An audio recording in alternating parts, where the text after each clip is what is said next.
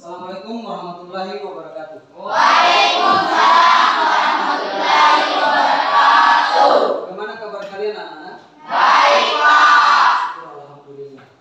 Baiklah, sebelum kita melakukan proses pembelajaran pada hari ini, marilah kita berdoa bersama-sama dan saya percayakan kepada ketua kelas untuk memimpin doa bersama. Duduk siap. Beri salam kepada Pak Guru. Assalamualaikum warahmatullahi wabarakatuh. Waalaikumsalam warahmatullahi wabarakatuh. Doa dimulai.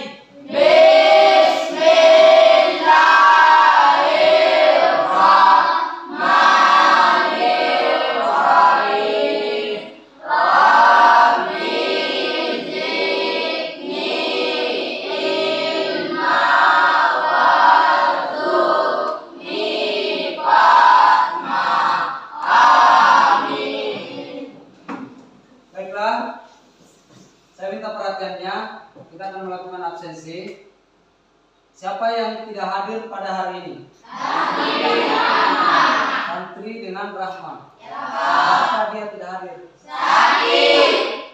Oh, sakit. Ya, Nah, marilah kita sama-sama mendoakan temannya yang tidak sempat hadir pada hari ini karena dalam kondisi sakit. Semoga dia lekas sembuh dan bisa berkumpul lagi dengan kita melaksanakan rutinitas kita, yaitu sebagai peserta didik belajar. Bismillahirrahmanirrahim.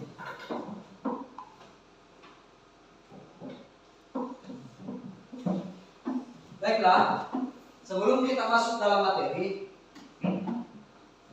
terlebih dahulu kita ingin menghidupkan jiwa nasionalisme kita. Jadi marilah kita sama-sama menghidupkan jiwa nasionalisme kita dengan cara menyanyikan lagu Indonesia Raya. Saya harap semua peserta untuk berdiri di tempatnya menyanyikan lagu Indonesia Raya. Indonesia tanah airku, tanah tumpah darahku. Di sanalah aku berdiri dan pandung ibuku. Indonesia kebangsaanku, bangsa dan tanah airku. Marilah kita berseru, Indonesia bersatu. Hiduplah tanahku, hiduplah negeriku, bangsaku, rakyatku semuanya. Bangunlah jiwanya, bangunlah badannya untuk Indonesia Raya. Indonesia Raya, merdeka, merdeka, tanahku, negeriku yang ku cinta. Indonesia Raya, merdeka, merdeka, hiduplah Indonesia Raya. Indonesia Raya, merdeka, merdeka, tanahku, negeriku yang ku cinta. Indonesia Raya, merdeka, merdeka, hiduplah Indonesia Raya. Baiklah, saya rasa dengan lagu ini jiwa nasionalisme kita sudah kembali berkobar. Sebelum kita masuk dalam tujuan pembelajaran kita pada hari ini, saya ingin mengingatkan tentang pembelajaran yang di minggu lalu. Apa pembelajaran yang di minggu lalu? Puisi. Baik. Apa itu puisi menurut kalian? Puisi adalah Karya sastra. Pada hari ini pula kita akan mempelajari karya sastra. Namun dia berbeda bentuk dengan puisi. Memang sih pada dasarnya kategorinya sama, yaitu yaitu karya sastra. Akan tetapi yang kita pelajari pada hari ini tentang puisi. Adapun materi pada hari ini tentang cerpen yang akan kita pelajari termasuk juga karya sastra, dan tujuan pembelajaran kita pada hari ini adalah peserta didik mampu memahami unsur pembangun serta fungsi dan memahami cerpen dan struktur cerpen. Kita akan mendapatkan pemahaman ketika kita masuk dalam materi. Sebelumnya kita masuk dalam materi, saya ingin bertanya kepada anak-anakku semua, bagaimana perasaan Anda mengikuti pembelajaran pada hari ini? Sangat semangat. Semoga sampai akhir pembelajaran ini jiwa semangat kalian selalu berada dalam diri kalian dan selalu berkobar dalam diri kalian. Sebagai bahan untuk selalu menghidupkan semangat kalian, marilah kita melakukan ice breaking. Saya persilakan kepada peserta didik untuk melakukan ice breaking-nya. Ikuti instruksi dari Bapak Guru. Siap? Silakan. 3, 2, 1.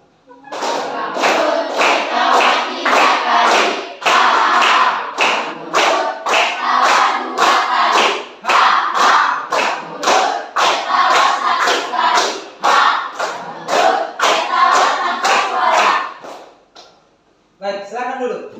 Saya rasa dari speaking tadi tersebut, kalian akan lebih semangat lagi ya? Semangat atau tidak? Baik. Sebelum kita masuk dalam pembelajaran, saya akan memberikan dasar pemahaman tentang cerpen. Kenapa dikatakan juga termasuk sebagai karya sastra? Karena cerpen sama halnya dengan puisi, akan tetapi dia berbeda bentuk. Puisi ditulis atau dibuat oleh seorang penulis atau pengarang, sedangkan cerpen juga demikian. Akan tetapi cerpen dia dibuat baik dari pengalaman sendiri maupun pengalaman orang lain yang diambil dari pengalaman yang bermakna. Jadi tidak mesti setiap pengalaman yang kita alami kita bentuk dalam cerpen, tidak, tetapi pengalaman yang bermakna menurut Anda itu yang kita terapkan dalam cerpen. Adapun fungsi dan tujuan kita ingin memahami cerpen, apa yang kita baca setiap harinya itu bisa jadi sebuah cerpen. Namun fungsinya untuk kita pahami cerpen adalah menghidupkan jiwa kita untuk selalu membaca dan membaca. Paham? Ya. Untuk masuk di, baiklah kita akan masuk di materi inti. Akan tetapi sebelum kita masuk dalam materi inti, lagi-lagi saya berikan pemahaman kepada kalian bahwa tujuan kita mempelajari cerpen bukan hanya sekedar ingin melihat cerpen, ingin mengetahui apa fungsi cerpen.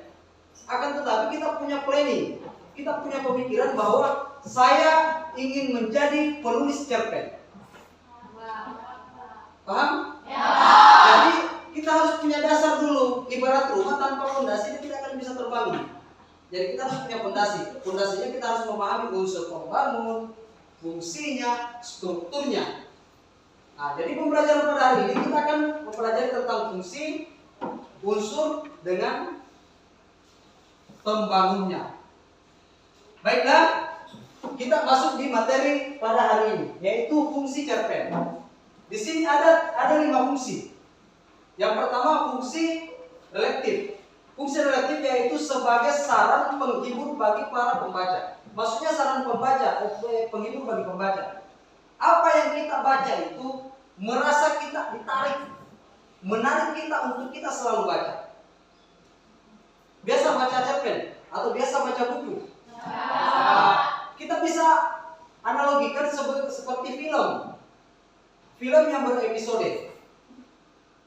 Tidak mungkin Anda akan menonton hanya satu episode ketika dia memiliki episode 2 dengan episode selanjutnya. Pasti juga ingin menonton film episode kedua. Karena kenapa? Dari awal episode tersebut kita tertarik bahwa oh bagus anunya ini, bagus cerita film tersebut. Nah, itu yang dimaksud fungsi reaktif, yaitu daya tarik seseorang dalam membaca cerpen.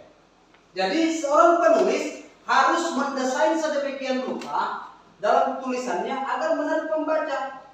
Bukan hanya sekedar menulis saja, tetapi dia menulis sebagaimana indahnya, sebagaimana menariknya, supaya apa yang dibaca si pembaca dia merasa tertarik dalam tulisannya tersebut. Paham? Baik, kita masuk di fungsi estetis. Fungsi estetis yaitu sebagai nilai estetika atau keindahan yang ada pada cerpen. Estetika berarti bentuk. Estetika itu berarti bentuk atau keindahan yang ada pada cerpen. Jadi dia tidak terlalu berbeda jauh antara relatif dengan estetis. Dia tidak berbeda jauh. Dia masing-masing memperhatikan fungsi keindahan atau daya tarik pembaca yang dituangkan oleh penulis dalam cerpen tersebut.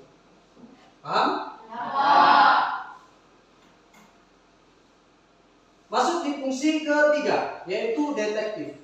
Fungsi detektif yaitu sebagai pembelajaran atau pendidikan yang akan bermanfaat bagi para pembaca. Jadi, si penulis cerpen tersebut harus mengatur sedemikian rupa tulisannya agar tidak ada kandungan atau unsur yang membuat si pembaca berpikir yang negatif. Jadi si penulis itu harus mendesain tulisannya seindah mungkin dan semenarik mungkin, dan poin-poin yang diberikan adalah poin-poin yang positif untuk para pembaca. Paham? Ya. Kita masuk di poin keempat, yaitu moralitas. Saya rasa para peserta didik sudah paham tentang moralitas tanpa kita melihat sebuah penjelasan tentang moralitas. Ketika mendengar kata moralitas, berarti dia berbicara tentang moral. Moral itu berarti tingkah laku. Moralitas. Jadi apa yang diajarkan setiap harinya di sekolah ini atau di sekolah kalian itu adalah penanaman moralitas. Moralitas akan tumbuh ketika kita selalu diberikan ketika ada motivator yang menghidupkan dalam jiwa kita. Karena moralitas itu sudah ada sejak lahir. Namun pengembangannya kita butuhkan. Salah satu contoh moralitas, ketika kita menghadap dengan orang tua, kita duduk baru berbicara. Itu salah satu moralitas. Paham? Ya. Kita masuk di fungsi religius. Fungsi religius itu membahas tentang keagamaan. Jadi ketika kita mendengar kata religius, berarti dia mengarah tentang agama. Jadi ternyata dalam cerpen tersebut fungsinya itu baik dari menariknya, baik dari keindahannya, baik dari pendidikan yang termuat dalam tulisannya, dimuat juga tentang moralitasnya. Akan tetapi tidak terlupakan tentang religiusnya. Jadi ketika kita menjadi seorang penulis cerpen, kita harus memperhatikan itu semua. Bahwa harus dimuat seperti ini, harus dimuat ini. Paham sampai di situ tentang unsur cerpen? Ya. Baik, kita masuk unsur pembangun cerpen. Tadi unsur cerpen, ini unsur pembangunnya. Saya ambilkan tadi seperti analogikan, ibarat rumah tanpa fondasi dia tidak akan bisa bangun. Jadi begitu juga cerpen, kalau tidak ada unsur pembangun dia tidak akan bisa bangun. Unsur pembangun cerpen yang pertama, unsur intrinsik. Unsur intrinsik sebagai unsur pembangun cerpen. Yang dimuat dalam unsur intrinsik itu ada tema, ada alur, ada latar, dan ada tokoh atau penokohan. Kita kembali di unsur intrinsik, yaitu tentang tema. Apa yang disebut tema? Tema adalah dari sebuah cerpen. Paham? Tema adalah sebuah judul cerpen. Sedangkan alur adalah jalan cerita dari sebuah cerpen atau drama tersebut. Bisa? Kita masuk tentang latar atau setting. Jangan bilang bahwa mendengar kata setting itu diatur. Iya betul. Jadi setiap kata setting itu adalah sesuatu yang diatur. Ketika berbicara tentang handphone, setting itu pengaturan. Tapi berbicara tentang cerpen atau drama itu tentang pengaturan. Kita yang mengatur, kita yang mendesain. Latarnya terus apa maksud dengan kata latar? Latarnya itu di mana kejadian, kapan kejadiannya. Entahkah di siang hari, pagi hari, atau sore hari, atau malam hari. Jadi latar itu tidak mesti dituliskan bahwa terjadinya sekian, tidak.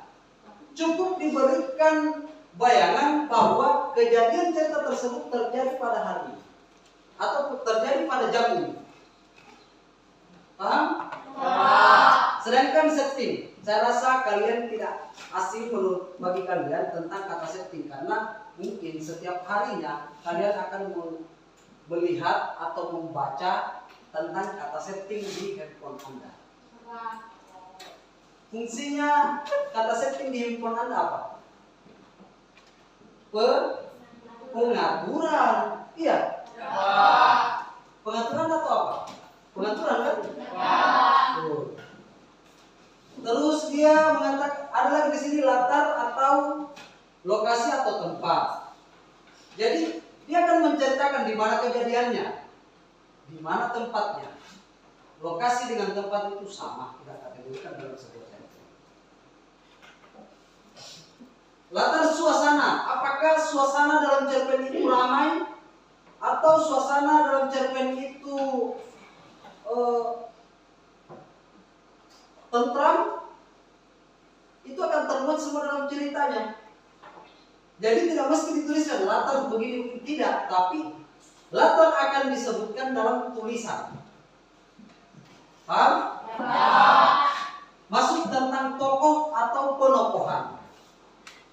Tokoh, ingat baik-baik, hanya memiliki perbedaan satu huruf.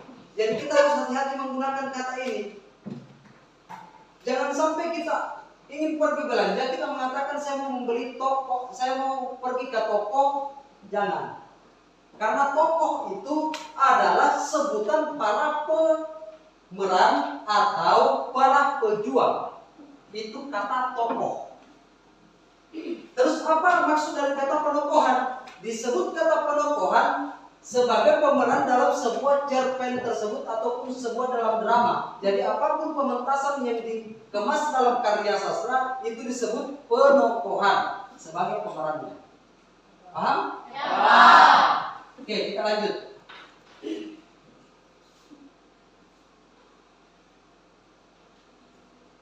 Di sini kita diminta lagi berbicara tentang struktur.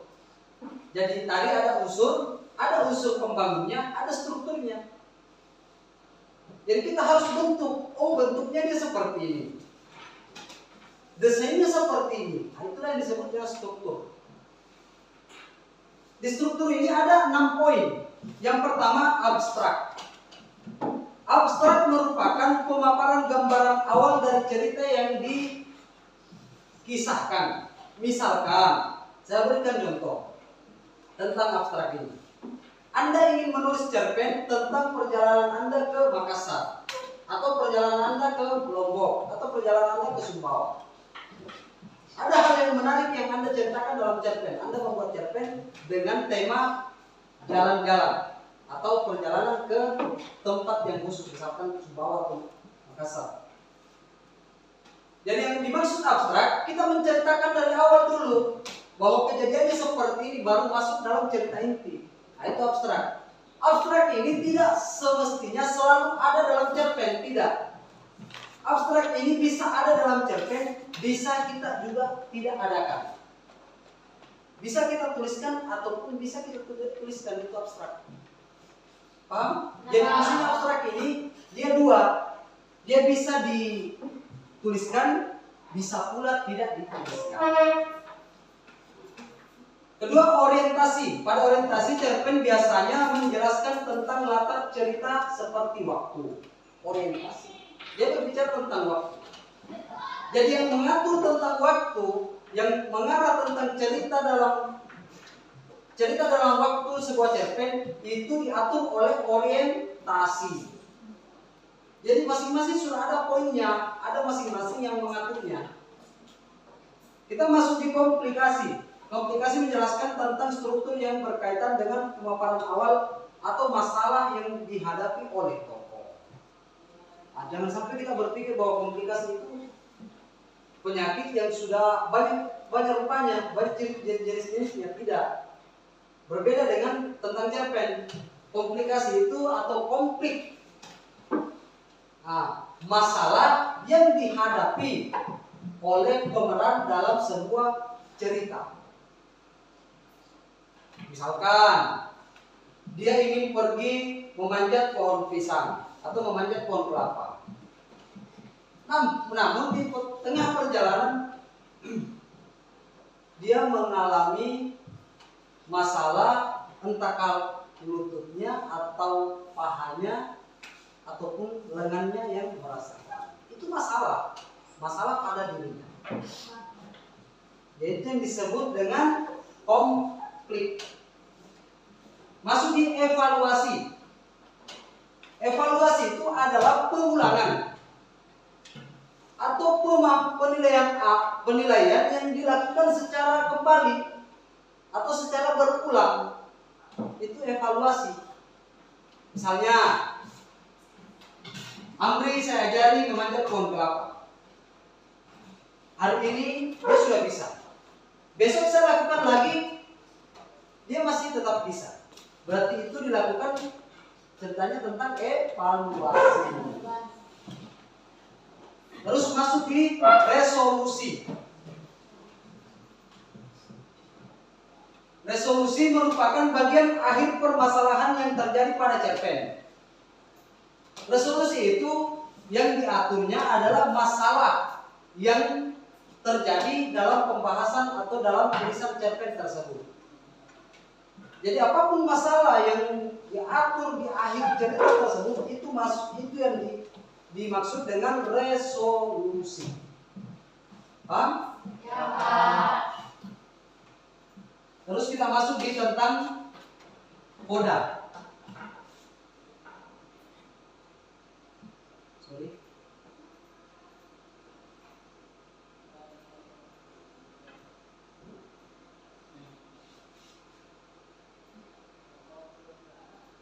Oke, kita masuk tentang keindahan kebahasaan cerpen. Aspek kebahasaan teks cerpen adalah aspek-aspek yang membangun teks tersebut. Beberapa aspek kebahasaan teks cerpen antara lain ragam bahasa sehari-hari, kosakata, majas atau gaya bahasa, dan kalimat detektif. Berikut ini penjelasan mengenai kebahasaan teks cerpen. Maksudnya di sini gaya bahasa. Gaya bahasa tidak ditentukan dalam penulisan cerpen. Itu kelebihannya cerpen. Dia tidak menentukan apakah Anda akan menggunakan logat Sumbawa kah, Anda akan menggunakan logat Makassar, Anda akan menggunakan logat Jakarta, terserah. Dia tidak diatur dalam kebahasaannya, bergantung dari penulis. Akan tetapi kosakata yang harus diperhatikan. Agar, kenapa kita harus memperhatikan itu? Agar si pembaca mengerti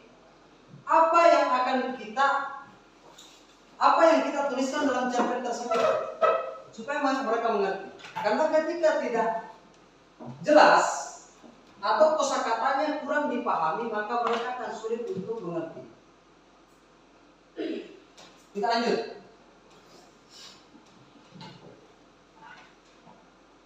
Di sini ada 3 poin, ragam bahasa sehari-hari atau bahasa tidak resmi. Cerpen merupakan cerita fiksi, bukan karangan ilmiah non-fiksi yang harus menggunakan bahasa resmi. Cerpen mengisahkan kehidupan sehari-hari. Yang saya katakan bahwa karya cerpen adalah karya sastra, bukan karya ilmiah. Karya ilmiah itu yang dimuat atau yang diatur dalam kosakata dan struktur bahasanya. Karya ilmiah itu tidak boleh menggunakan bahasa yang tidak resmi. Itu perbedaannya. Karya ilmiah itu harus menggunakan bahasa yang resmi, sedangkan karya sastra bisa menggunakan bahasa yang tidak resmi, yaitu menggunakan bahasa keseharian Anda. Paham? Terus dia mengatakan juga di sini, cerpen mengisahkan tentang kehidupan keseharian Anda. Jadi jangan berpikir bahwa oh, ternyata cuma diri saya. Tidak. Secara meluasnya, cerpen itu kita bisa membuat cerpen dengan cara mengambil dari pengalaman orang lain yang menurut Anda itu menginspirasi atau menarik untuk kalian buat sebagai cerpen. Paham?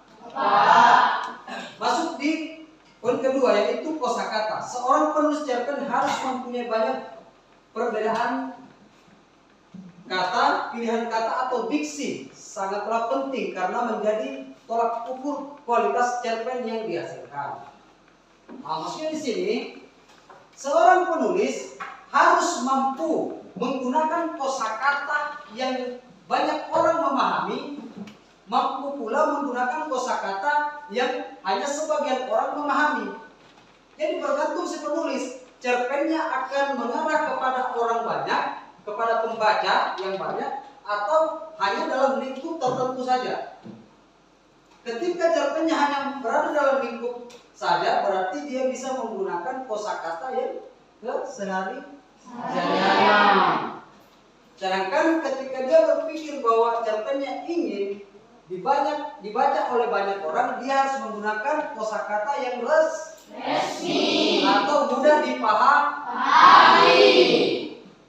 Poin ketiga, ada gaya bahasa. Peristiwa memakai kata yang melewati batas-batas maknanya yang lazim atau menyimpang dari arti harfiahnya. Majas disebut juga bahasa berkias yang dapat menghidupkan atau mengaitkan efek dari menimbulkan konstruksi tertentu. Kita dalam penulisan cerpen itu kita menggunakan majas. Contoh majas.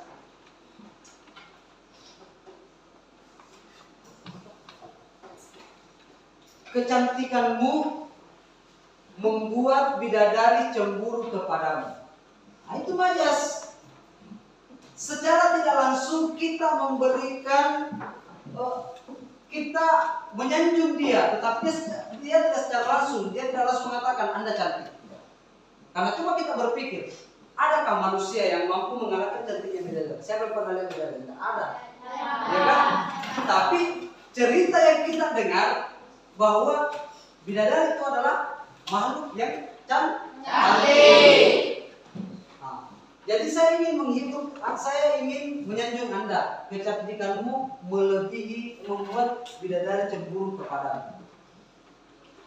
Nah, terus untuk laki-laki, saya tidak akan memihak bahwa saya hanya memberikan untuk perempuan. Gagahmu melebihi kegagahannya Nabi Yusuf. Tapi itu kan berlebihan. Tapi itulah majas, menyanjung secara tidak langsung, yaitu menyanjung dengan menggunakan kosakata. Paham? Oke. Kita lanjut di materi selanjutnya.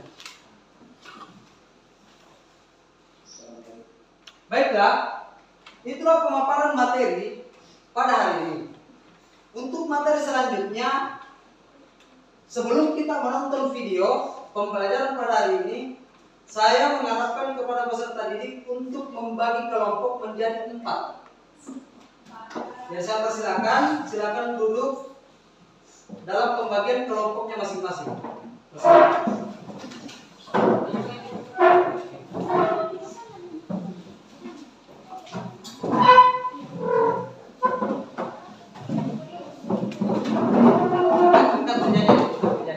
Angkat meja, angkat kursi.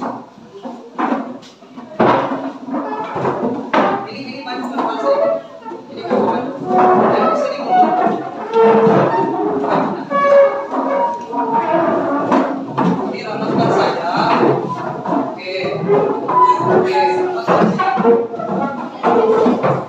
Ya, angkat saja dulu kursinya.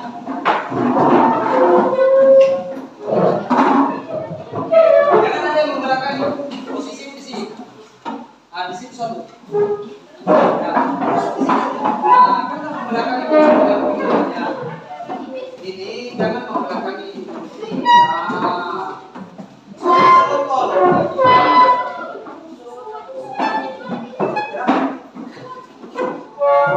Mundur lagi ke belakang. Nah, ke belakang. Mundur lagi ke belakang.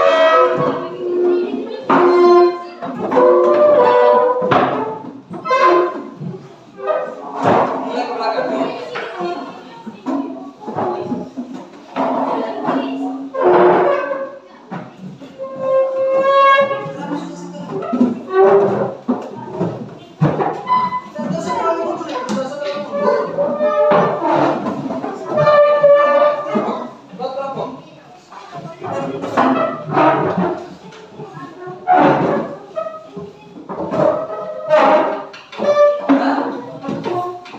Sudah dibuat kelompoknya?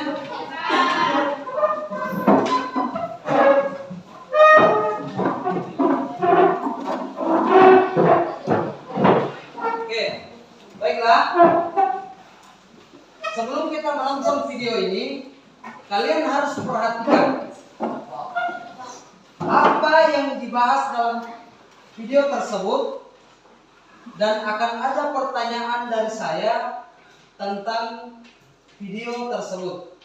Dan LKPD kalian juga mengarah tentang video. Jadi jawaban dari LKPD Anda berbicara dalam video tersebut ini.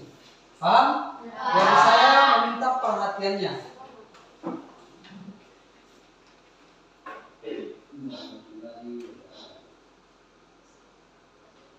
Perkenalkan, nama saya Rodi SPD sebagai guru Bahasa dan Sastra Indonesia di SMP 6 Wisata Pelukan Tanahnya.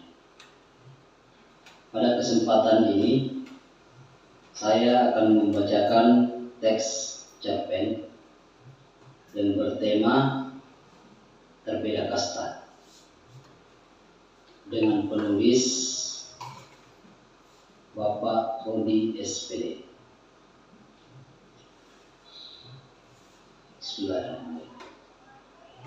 Semua berawal dari pertemuan dalam hiasan rasa saling penasaran yang menjadikan bentuk merindu.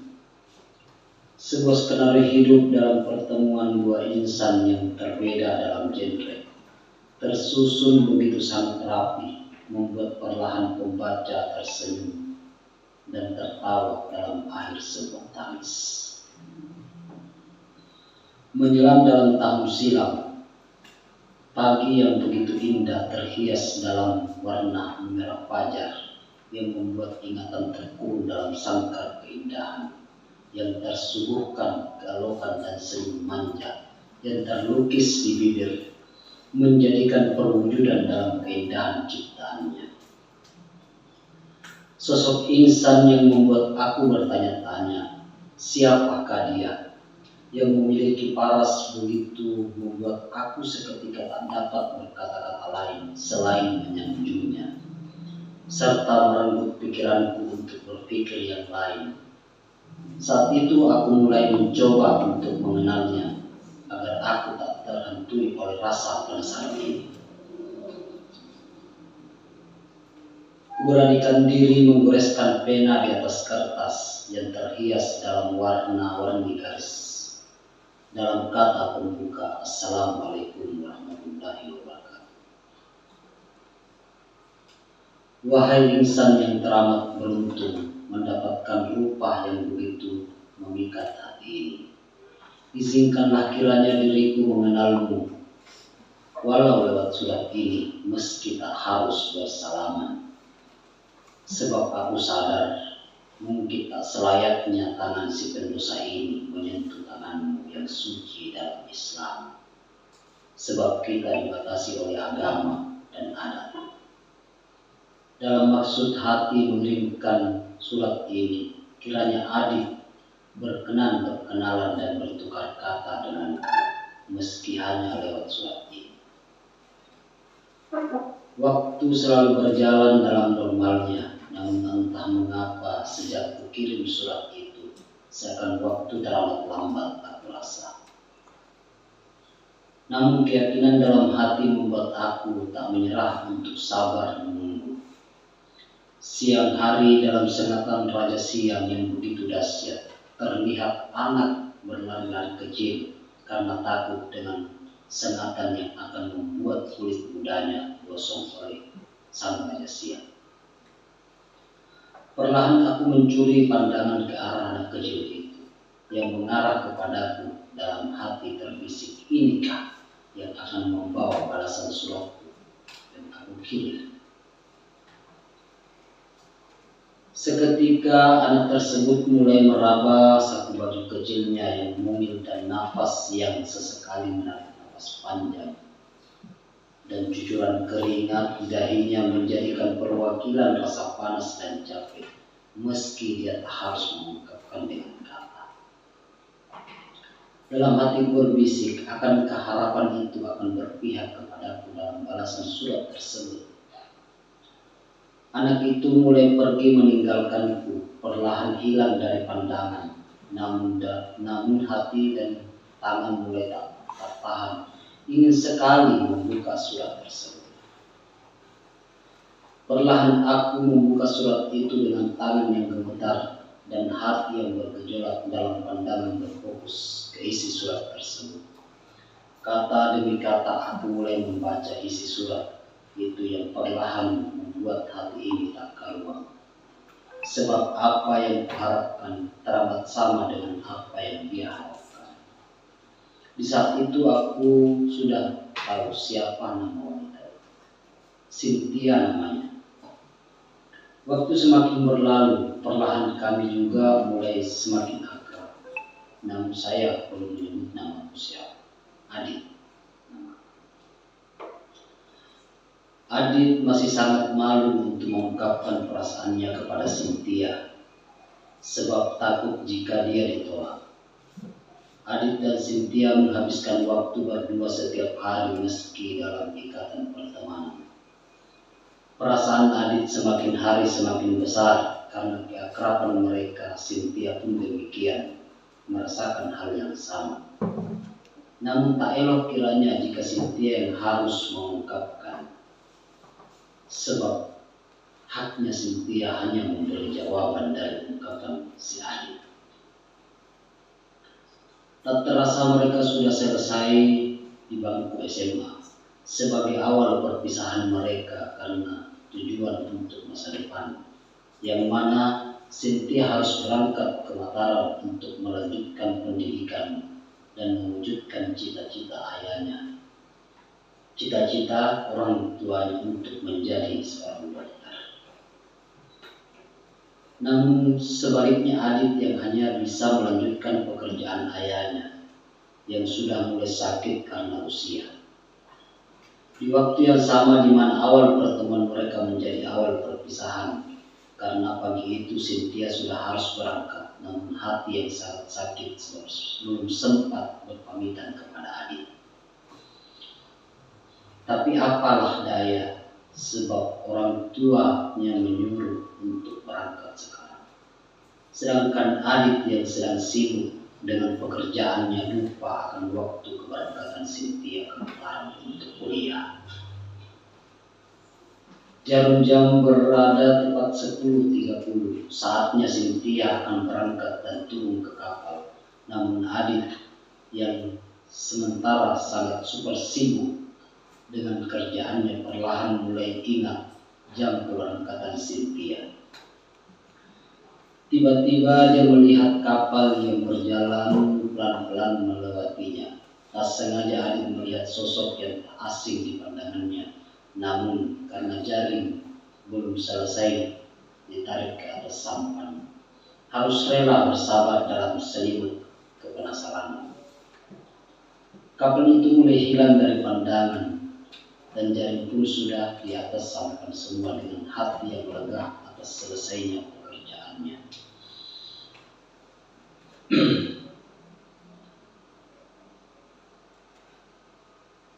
dan hati yang sudah tidak bisa menahan untuk bertemu pujaan hati Cynthia.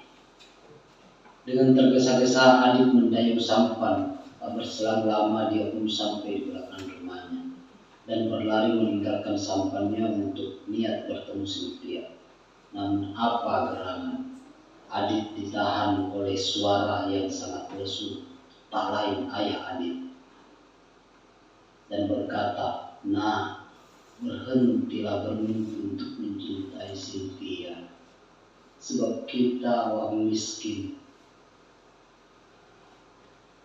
sedangkan mereka orang kaya dan terpandang. Tidak akan mungkin orang tuanya akan setuju." Perlahan Adit lesu mendengar kata-kata ayah, namun Adit tetap ingin menemui Cynthia. Saat Adit mengarah ke rumah Cynthia, dari kejauhan melihat banyak orang yang satu persatu meninggalkan rumah itu. Tapi Adit tetap berjalan sampai di depan rumah Cynthia, namun yang menyambutnya ayah dan ibu Cynthia dengan muka yang murung dan seakan enggan untuk melihat muka. Seketika Adit memberanikan diri untuk bertanya, "Di mana Cynthia, Pak, Bu?" Namun jawaban mereka sangat tidak enak di hati. "Adit yang mana?" kata yang dilontarkan. "Buat apa kamu mencari anak saya? Dan urusan apa? Oh iya, saya ingat. Kamu Adit ya? Anak orang miskin itu yang sering disebut Cynthia. Cukup hari ini kamu munculkan mukamu di rumah saya. Dan jangan pernah kamu berhubungan lagi dengan anak saya. Kamu harusnya sadar, kita berbeda kasta. Apa kamu tidak malu?" "Tapi Pak, Bu, saya betul-betul mencintai anak itu. Dan saya berjanji akan membahagiakan dia jika Bapak Ibu merestui kami. Kalau aku restui anak saya untuk menikah denganmu, sama halnya saya membuang anak saya, sebab dia pasti akan menderita. Jadi sekali lagi saya peringatkan, jangan pernah hubungi lagi anak saya."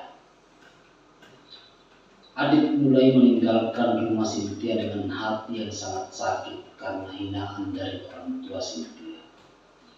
Saat itulah Adit tak ingin lagi mengenal wanita atau cinta karena hanya Cynthia yang ada dalam hatinya. Tak terasa waktu sudah 4 tahun berlalu, mereka terpisah, namun terdengar kabar di telinga Adit bahwa Cynthia sudah akan pulang ke kampung halamannya. Dalam hati Adit yang senang, namun teringat juga dengan perkataan ayahnya. Sore hari, tepatnya jam 5, Adit sementara berada di sampannya, namun seketika dia mendengar teriakan orang-orang, Cynthia sudah sampai. Spontan Adit melihat ke arah suara tersebut dan melihat di sekeliling tampak sebuah kapal dengan penumpang satu persatu tersebut naik. Namun dari kejauhan Adit melihat wanita yang tak jelas wajahnya karena terhalang oleh sinar matahari, yang akan menyambut sunset. Sesekali tampak, namun sama-sama. Dengan hati Adit yang penasaran mulai perlahan mendekati orang tersebut, namun terhalang oleh sosok yang pernah memakinya. Akhirnya Adit hanya bisa melihat Cynthia dengan berlindung di pepohonan agar tak diketahui ayah Cynthia. Cynthia dengan gelar dokternya, Adit semakin yakin tidak akan mungkin dapat memiliki Cynthia. Berhari-hari Cynthia sudah di rumahnya, namun tak pernah tampak batang hidup orang yang dia sangat rindukan, yaitu Adit. Sedangkan Adit mulai mengurung diri dan tak mau makan sebab sangat ingin ketemu oleh Cynthia, tapi dia takut jika tindakannya akan mendapat hinaan untuk keluarganya. Dalam kondisi yang memprihatinkan, Adit mendapat kabar bahwa Cynthia akan dijodohkan dengan anak teman ayahnya yang sudah jadi polisi, membuat Adit semakin drop dan jatuh sakit. Tapi dalam hati Adit yakin jika dia sudah jujur atas perasaannya kepada Cynthia, akan menolak perjodohan itu. Adit mulai bangkit dengan tubuh yang gemetar dan muka yang busuk mendatangi Cynthia yang sementara asik ngobrol dengan temannya. Saat Adit sampai, teman Cynthia pergi dan membiarkan mereka berdua untuk berbicara. Dengan suara yang gemetar, Adit mengungkapkan perasaannya kepada Cynthia. Tapi Cynthia yang saat itu masih marah dengan Adit terpaksa berbohong dan mengatakan, "Saya tidak punya perasaan sama kamu, Adit. Lagian sebentar lagi saya akan menikah dengan anak teman ayah saya. Jadi saya berharap kamu dapat mengerti. Jadi jangan pernah temui aku lagi saat ini." Cynthia selesai berbicara, dia meninggalkan Adit dengan berlari menuju kamarnya dan menangis sebab apa yang dia katakan karena egoisnya. Sedangkan Adit mengira bahwa apa yang dikatakan Cynthia itu jujur. Dengan tubuh yang gemetar itu dan dengan kata-kata yang dia dengar dari orang yang dia sayang, membuatnya pingsan dan harus dirawat. Sedangkan Cynthia sudah tak dapat menahan air matanya, menangis tiada henti. Sedangkan Adit berada dalam keadaan tidak sadarkan diri di rumah sakit. Teman Cynthia datang menemui dan memberitahu Cynthia kalau Adit masuk rumah sakit namun tidak dapat pergi menjenguk karena dilarang orang tuanya. 2 hari telah berlalu. Adit sudah mulai sadar dari komanya, sedangkan pada hari itu pula Cynthia akan melanjutkan pernikahannya meski dalam keadaan terpaksa, akan tetapi dia jalani demi orang tuanya. Dan Adit mengetahui dan melarikan diri dari rumah sakit menuju tempat pernikahan Cynthia. Meski tak diundang, sesampainya di tempat acara, tak ada orang yang memperhatikan kedatangannya. Cynthia pun tahu. Perlahan Adit mendekati mikrofon untuk menyampaikan kata dalam rangkaian puisi. Semua orang terdiam dan tercengang mendengar suara itu. Cynthia pun kaget dan berlari di dekat panggung dan tercengang melihat Adit.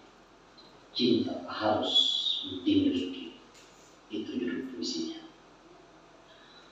"Maaf atas apa yang aku lakukan kepadamu. Inginku untuk memilikimu, namun kasta yang membuat kita terpisah.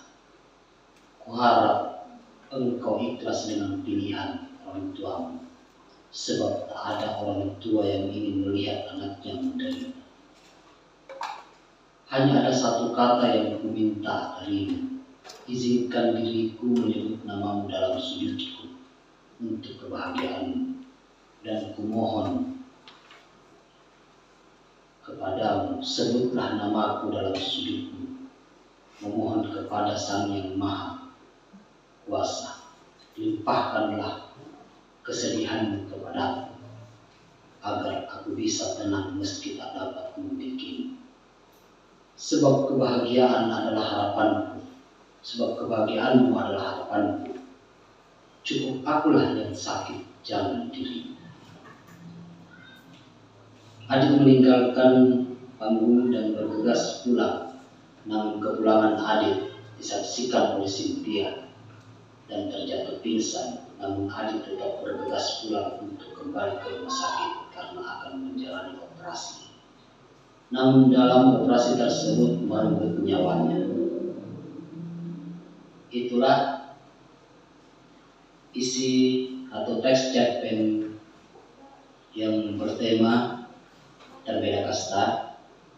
Saya berharap kepada anak-anak peserta didik untuk mengidentifikasi dan menuliskan perasaan pengarang serta perasaan tokoh dalam cerpen tersebut.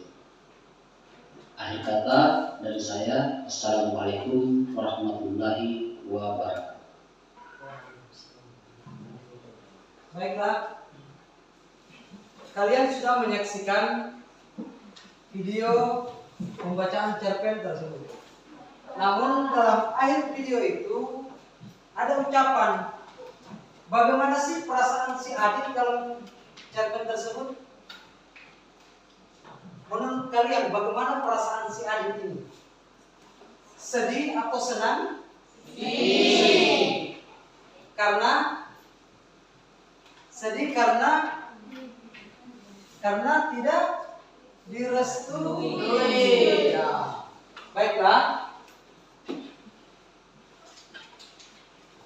Saya akan membagikan LKPD dari setiap kelompok dan saya berharap setiap kelompok mendiskusikan hasil yang didapatkan atau yang dituliskan atau jawaban yang telah Anda tuliskan dalam LKPD Anda, serta tuliskan masing-masing kelompok dan nama kelompoknya dan peserta kelompok tuliskan.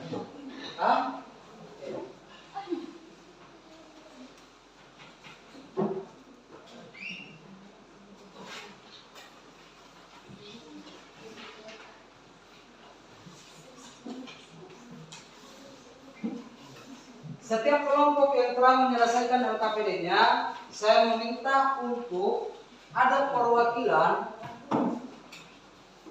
dari setiap kelompok mempresentasikan dari hasil diskusi kelompoknya. Oke, silakan dikerjakan. Saya berikan waktu 5 menit.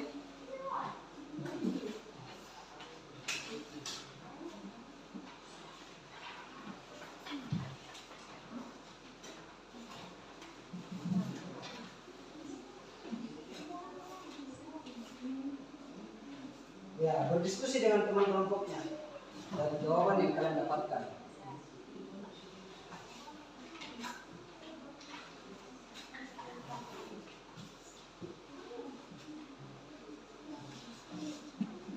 Tulis saja apa yang kita dapatkan.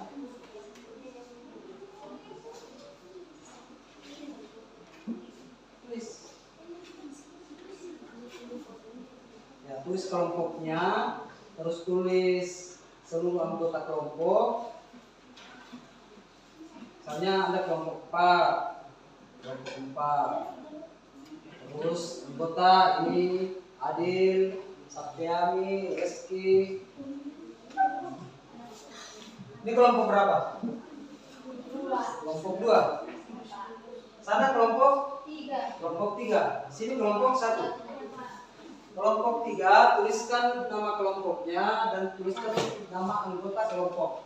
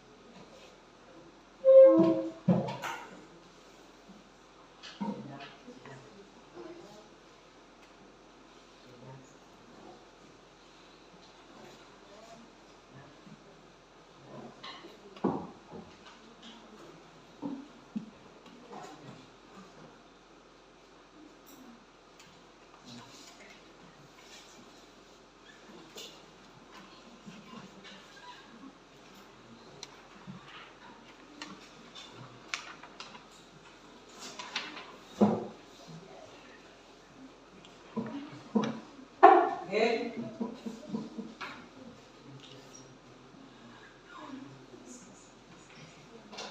Silakan dikerjakan. Terus selesai dikerjakan, diskusikan dengan teman kelompoknya.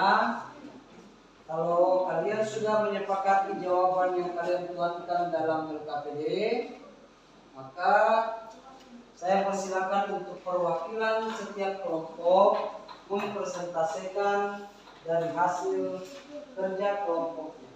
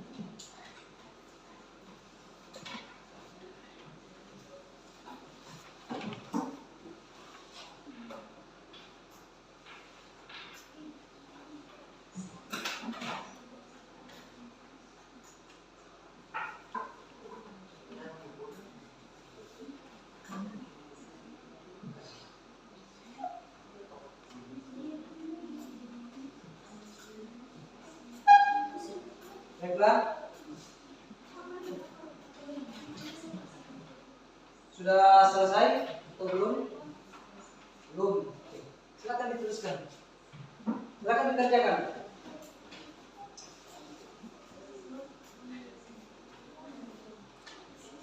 Jangan lupa nama anggotanya ditulis.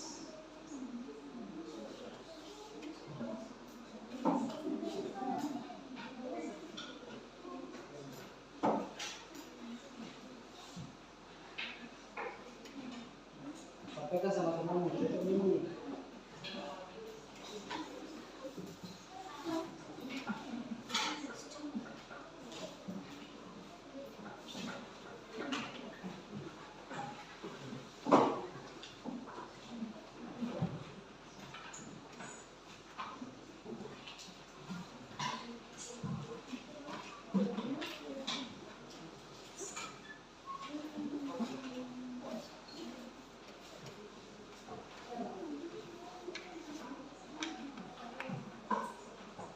Oke, sudah selesai? Ya.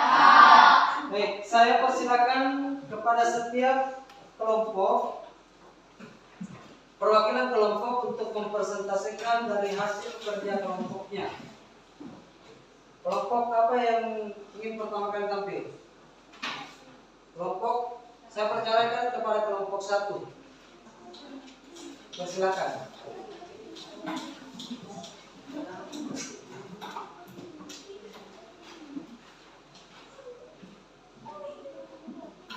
Kepada kelompok 1 siapa itu tidak? Sudah selesai? Sudah, silakan.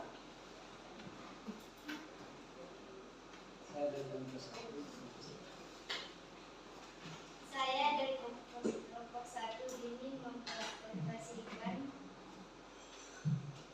hasil kelompok kami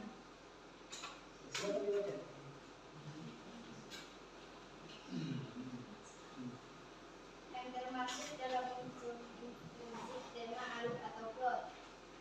Tema, alur, atau plot itu yang dimaksud dalam unsur intrinsik. Itulah jawaban dari kerja kelompok 1. Berikan aplaus kepada teman-teman. Baik, kelompok selanjutnya saya persilakan.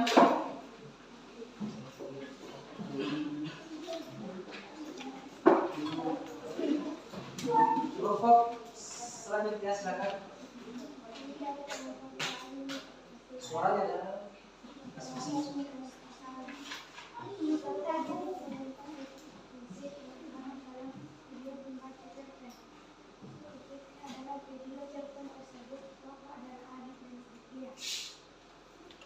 Yang dimuat dalam video tersebut, dia menuliskan tentang pemeran si cerpen dalam pembacaan cerpen tersebut.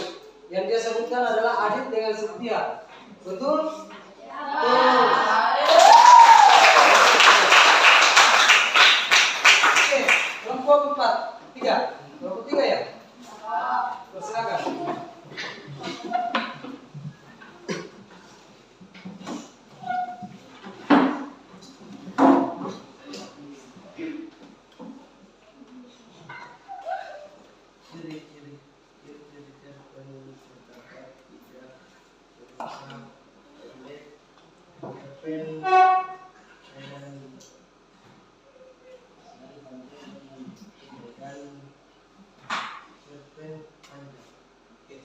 Dia menuliskan tentang ciri-ciri cerpen, yaitu bentuk cerpen ada 3, panjang, pendek, dengan sedang. Betul. Baik, itu kelompok 4. Saya persilakan.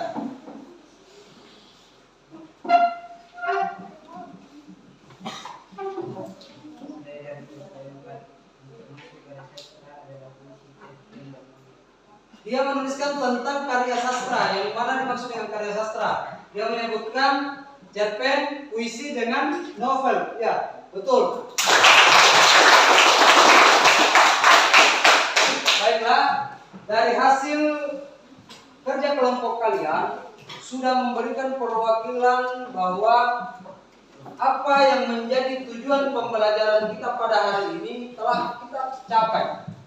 Akan tetapi saya akan melakukan asesmen individu untuk memberikan atau menunjang bahwa pemahaman kalian bukan hanya sekedar dalam lingkup kelompok, akan tetapi secara individu juga Anda betul-betul dapat memahami dan mencapai tujuan yang telah kita sepakati dalam pembelajaran pada hari ini. Jadi saya berharap kita duduk kembali di masing-masing mejanya, jangan membentuk seperti kelompok kembali. Coba kita duduk di masing-masing meja lagi, jangan jadi kelompok.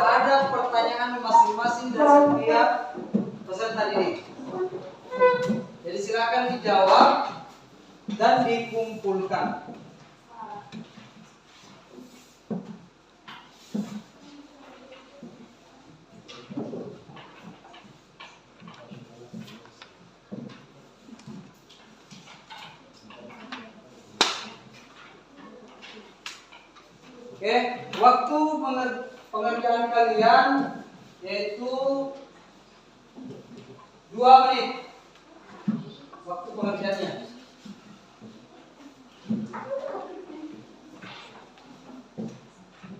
Waktu pengerjaannya cuma 2 menit. Jadi silakan dikerjakan. Baca baik-baik soalnya. Baca baik-baik soalnya lalu berikan jawaban. Bagi yang sudah menyelesaikan, silakan dikumpul.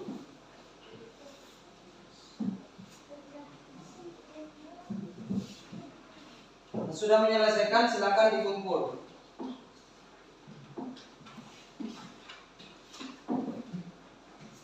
Sudah menyelesaikan, silakan dikumpul.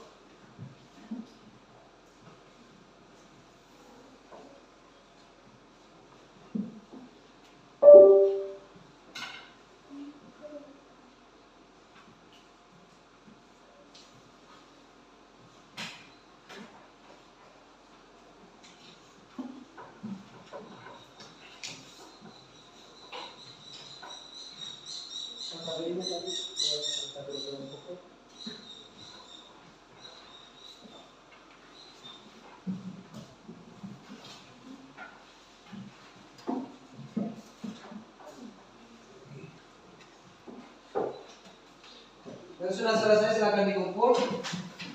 Sudah? Silakan dikumpul di meja guru.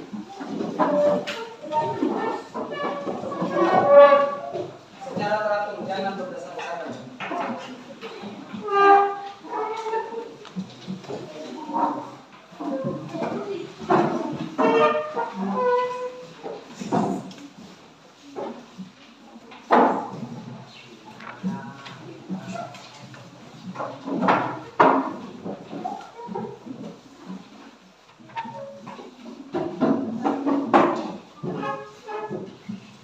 Baik, sudah selesai semua?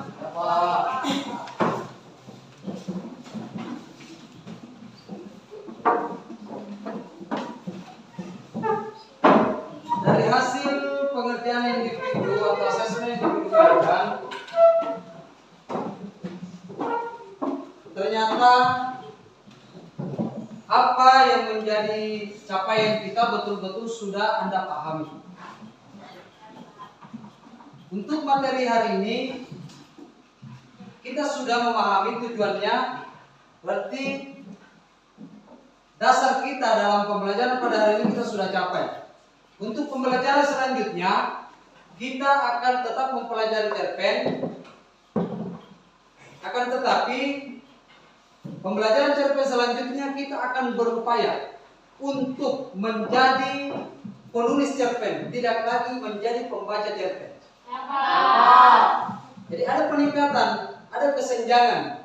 Awal ini kita mempelajari tentang dasar, unsur dengan struktur. Jadi pembelajaran selanjutnya bagaimana cara kita membuat cerpen untuk menjadi penulis cerpen.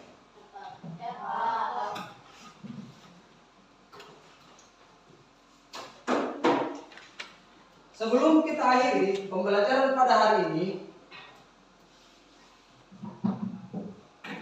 kita selalu berpikir bahwa seseorang ingin selalu berkarya. Saya mengambil filosofi dari sastrawan yang bernama Hairil Anwar. Dalam puisinya dia mengatakan saya ingin hidup 1000 tahun lagi. Kita berpikir bahwa si sastrawan tersebut tidak akan mungkin hidup 1000 tahun lagi. Akan tetapi yang dimaksud dalam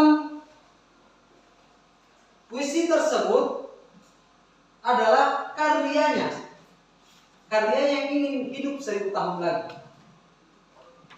Paham? Jadi seseorang akan mampu hidup sampai puluhan tahun ataupun sampai ratusan tahun dengan karya orang tersebut. Ketika dibaca maka hiduplah orang tersebut, hiduplah si pengarang. Karena pasti akan disebut namanya. Ya.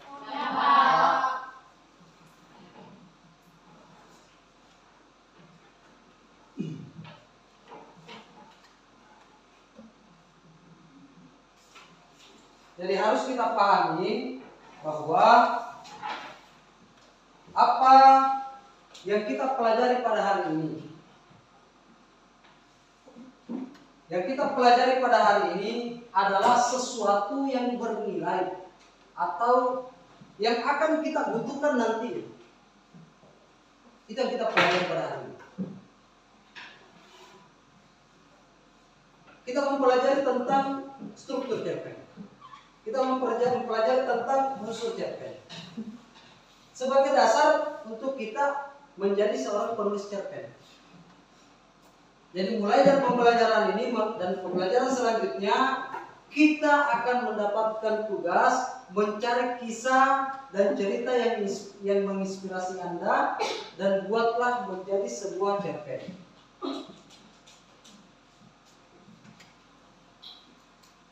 Sebelum kita mengakhiri pertemuan pada hari ini, saya ingin bertanya kepada peserta didik. Apakah ada yang ingin, saya ingin membuka sesi pertanyaan kepada peserta didik. Apakah ada yang ingin ditanyakan dalam beberapa pembahasan kita tadi atau dalam materi kita tadi? Ada? Ada yang mau bertanya? Ada? Silakan bertanya. Silakan yang mau bertanya. Silakan yang mau bertanya. Silakan bertanya. Ada yang mau bertanya?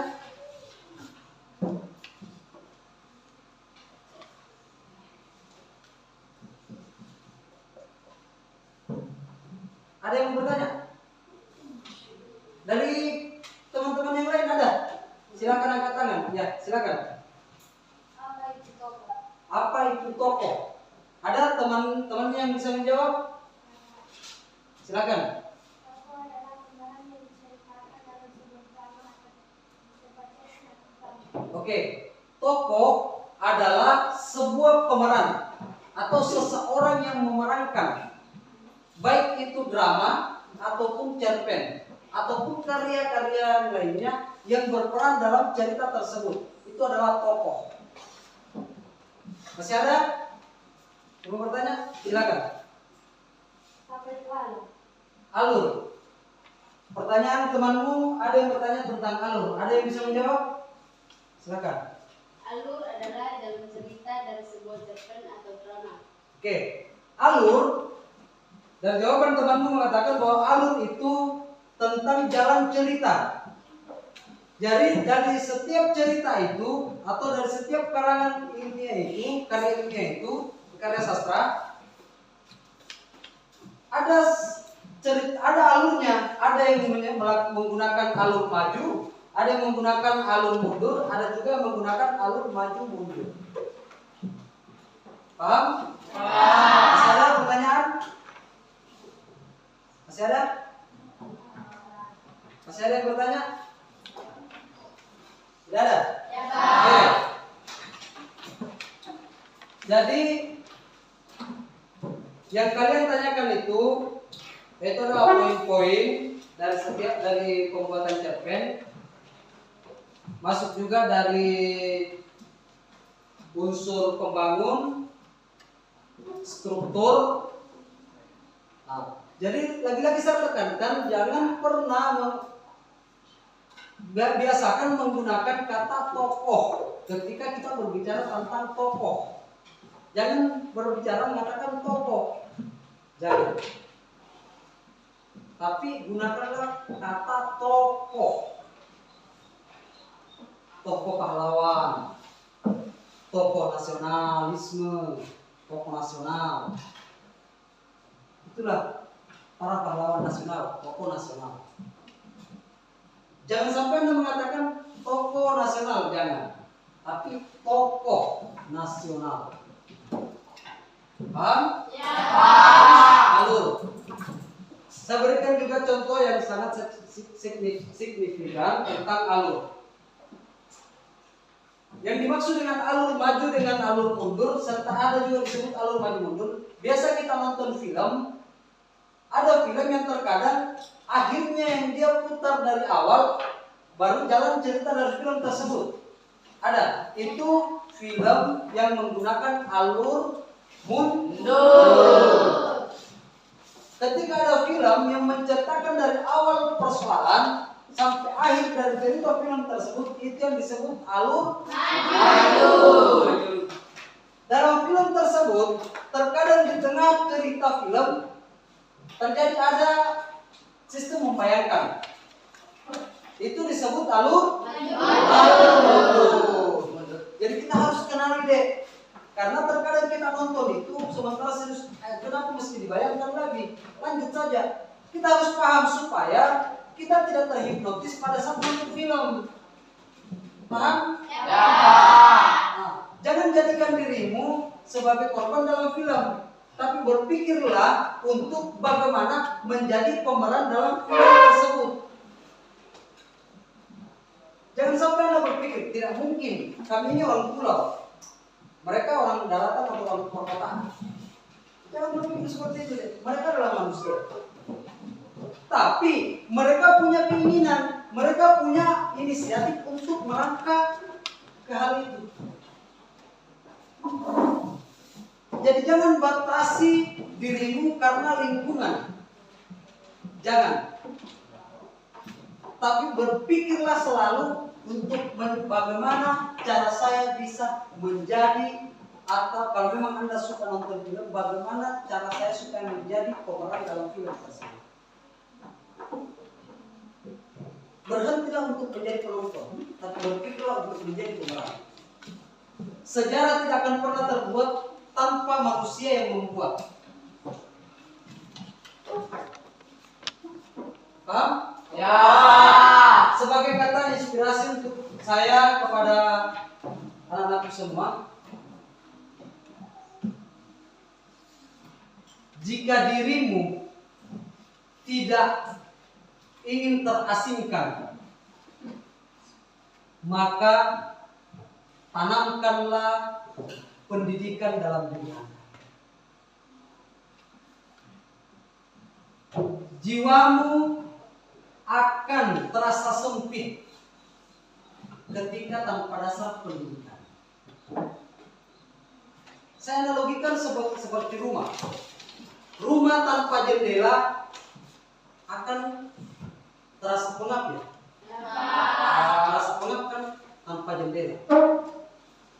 Begitulah diri kalian. Tanpa dasar pendidikan, tanpa literasi membaca yang Anda tanamkan dalam dirimu, maka Anda akan terasingkan dan terasa pengap seperti rumah yang kita rasakan. Jadi, hidupkanlah literasi membaca Anda dalam dirimu untuk membuka jendela masa depanmu. Karena jendela masa depanmu adalah literasi membaca yang harus kau tumbuhkan dan kembangkan dalam diri Anda. Itulah bahasa kata-kata inspirasi dari saya, dan semoga kalian tanamkan dan jadikan panutan dan berikan pembuktian. Sebelum kita akhiri pertemuan pada hari ini, marilah kita menutup dengan berdoa bersama. Saya persilakan kembali kepada ketua kelas untuk memimpin doa bersama. Duduk siap.